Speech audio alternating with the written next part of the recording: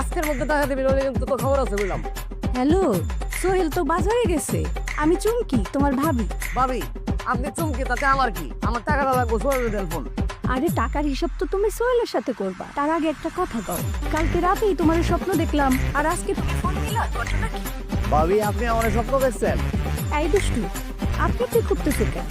সোহেল তো বাড়িতে নেই, কাছে চলো আমরা দুজন দুষ্টু দুষ্টু কথা বলি।